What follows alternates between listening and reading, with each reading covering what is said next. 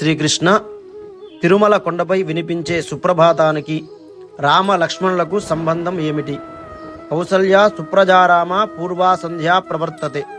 రామాయణం బాలకాండలో ఈ శ్లోకం యాగరక్షణ నిమిత్తమై తన వెంట వచ్చిన రామ లక్ష్మణులకు విశ్వామిత్రుడు విద్యాబోధ చేసే సందర్భంలో చెప్పినది. మరికొన్ని ఇతర వైష్ణవ సుప్రభాతాలు కూడా ఈ శ్లోకంతోనే ఆరంభమవుతాయి.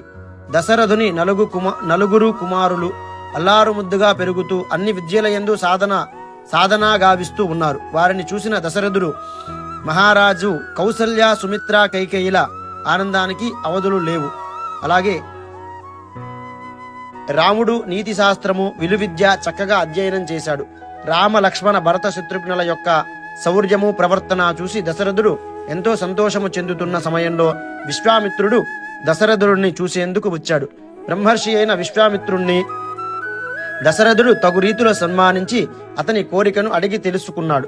బల పరాక్రమములు కలిగినవాడు, విలువిద్యలో నేర్పరి, అన్ని అస్త్రములు తెలిసినవాడు, నీతి ధర్మం ఎరిగినవాడు, బుద్ధిమంతుడు, వీరుడు అయిన రాముడిని లక్ష్మణుని తనతో తీసుకుని వెళ్ళుటకు అనుమతి ఇవ్వమని విశ్వామిత్రుడు దశరథుడిని అడిగాడు.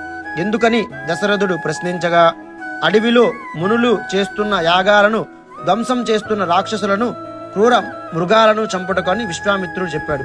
రాముడిపై ఉన్న ప్రేమ మమకారంతో దశరథుడు మొదట ఒప్పుకోలేదు.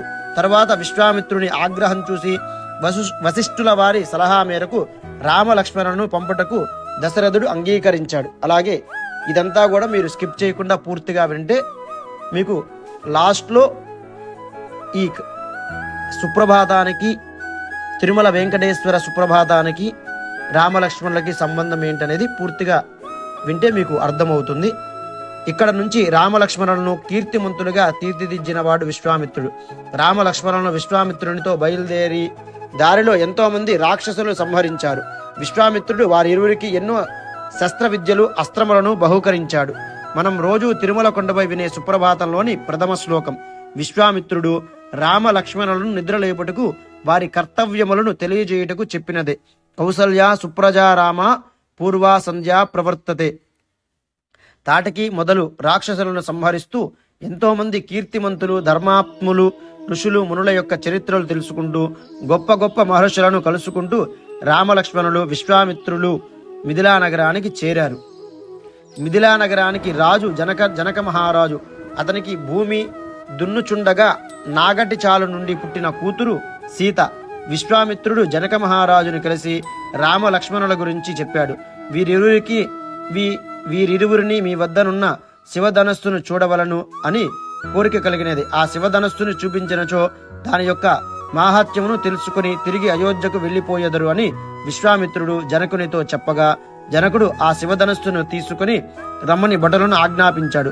8 చక్రముల బండిపైనున్న ఆ శివధనుస్సును 5,000 మంది దీర్ఘకాయులు అంటే భుజబలం ఉన్న పురుషులు జనకుడు ఉన్న ప్రదేశానికి లాక్కుని వచ్చారు. శివధనస్సు మహిమను, దాని ప్రాముఖ్యతను రామలక్ష్మణులు విశ్వామిత్రులకు వివరించాడు. ఓ మునిశ్రేష్ఠ, మిక్కిలి ప్రకాశించును ఆ శివధనస్సును రాముడు ఎక్కిపెట్టగలిగినచో అయోనిజ అయగు సీతను రామునికిచ్చి వివాహం జరిపించెదను అని విశ్వామిత్రునితో జనకుడు పలికాడు. విశ్వామిత్రుని ఆజ్ఞ ప్రకారం రాముడు ఆ ధనస్సుని మధ్యయందు పట్టుకొనెను. వేల కొలది జనులు చూచుచుండగా రాముడు ఆ ధనస్సుని అనాయాసంగా ఎక్కుపెట్టాడు. రాముడు ఆ ధనస్సును ఎక్కుపెట్టి నారిని ఆకర్ణాంతము లాగగా అది మధ్యకు విరిగిపోయింది. జనకుడు దశరథ మహారాజుకు కబురు పంపి వారు అనుమతితో వారి కుటుంబ సభ్యులందరూ సమక్షములో సీతారాముల కళ్యాణం ఎంతో ఘనంగా జరిపించాడు. జనకుని మొదటి కుమార్తె సీతను రామునకు, రెండవ కుమార్తె అయిన ఊర్మిళను లక్ష్మణునికి, జనకుని తమ్ముడు కుశధ్వజుడి కుమార్తెలు మాండవిని భరతునకు, ఇంకొక కుమార్తె శృతకీర్తిని శత్రుఘ్నకు ఇచ్చి వివాహం జరిపించాడు. వివాహానంతరం అందరూ కలిసి మిథిలా నగరం వదిలి అయోధ్య పట్టణానికి చేరారు. సీతకి మాయలు మంత్రాలు తెలియవు, యుద్ధం చేయలేదు. భూమి నుండి జన్మించిన జనక మహారాజు భవనములో అల్లారు ముద్దుగా పెరిగిన ఒక స్త్రీ అంత గొప్ప పతివ్రత ఎలా అయింది? పతివ్రత అంటే భర్త తప్ప పరాయి మగవాడిని మనస్సులో కూడా తలవని స్త్రీ అని అర్థమైతే ఇప్పటి సమాజంలో కూడా అటువంటి వారు చాలా మంది ఉన్నారు. పోని కట్టుకున్న భర్తను కంటికి రెప్పలా చూసుకుంటూ అతనికి అన్ని సేవలు చేసే స్త్రీ అని అనుకుంటే అటువంటి వారు ఇప్పుడు ఉన్నారు. మరి సీతలో ప్రత్యేక గుణమేమిటి అని పరిశీలిస్తే సీత ఒక రాజవంశంలో పెరిగిన అమ్మాయి. చిన్నప్పటి నుంచి చాలా గారాభంగా పెరిగింది. ఏది కావాలంటే అది సమకూర్చగల తండ్రి శివధనుస్సును అవలీలగా పక్కకు నెట్టిన శక్తివంతురాలు. కాలు కింద మోపితే కందిపోతుందేమో అన్నంత సున్నితంగా జనక మహారాజు పెంచాడు. అంత సున్నితంగా పెరిగిన సీత స్వయంవరంలో శివధనుస్సును విరిచిన పరాక్రమవంతుడైన రాముణ్ణి వివాహమాడింది.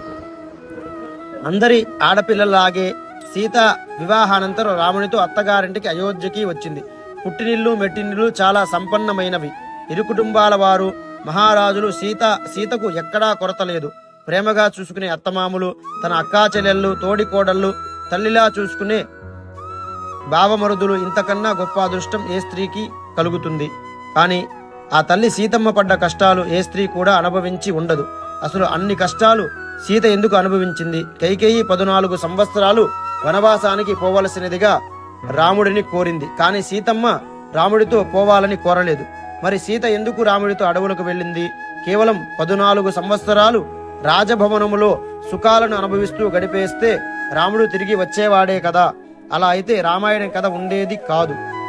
ఇక్కడ మనం గమనించవలసిన విషయం ఏంటంటే, సాధారణంగా మధ్యతరగతి లేదా పేద కుటుంబాలలో జన్మించిన స్త్రీలలో ఓర్పు, సహనం ఎక్కువగా ఉంటుంది. తన కుటుంబ పరిస్థితులు ఎలా ఉన్నా, తన భర్త గుణగణాలు ఎలా ఉన్నా సంసారాన్ని రచ్చకీడ్చకుండా చాలా గుట్టుగా, ఓర్పుగా చక్కదిద్దుకునే మనస్తత్వం కలిగి ఉంటారు. కానీ కొన్ని సంపన్న కుటుంబాలలో భార్యాభర్తల మధ్య సంబంధం ఎక్కువగా ధనంతో ముడిపడి ఉంటుంది. వారి మధ్య అవగాహన కానీ, సర్దుకుపోయే తత్వం కానీ ఉండకపోవచ్చు. సుఖాన్ని కలిసి పంచుకున్న కష్టాన్ని పంచుకోవడానికి ఏ వ్యక్తి ఇష్టపడడు. అహం అనేది ప్రతి వ్యక్తిలో ఎంతో కొంత అడ్డుపడుతూ ఉంటుంది. సాధారణ మనస్తత్వం కలిగిన మనుష్యులున్న నేటి సమాజంలో నేను నా భర్తతో ఉంటాను, ఏ కష్టమైనా సుఖమైన ఇద్దరం కలిసే జీవిస్తాము, ఒకరిపై ఒకరు నింద వేసుకోకుండా అన్యోన్యముగా ఆనందముగా జీవిస్తాము అనుకునే ప్రతి స్త్రీ నిజంగా పతివ్రతే. రాముడు ఎంత చెప్పినా, ఎన్ని రకాలైన ఉదాహరణలతో వివరించినా, ఎంత భయపెట్టినా ఆ మాటలను లెక్క చేయక అతనితో పాటు అడవులకు ప్రయాణమైందంటే సీతమ్మ తల్లికి భర్త పట్ల ఎంత ప్రేమానురాగాలు ఉన్నాయో తెలుస్తుంది. వాల్మీకి రామాయణంలో అడవికి వెళ్లే ముందు రాముడు సీతకి మధ్య జరిగిన సంవాదం చాలా గొప్పగా ఉంటుంది.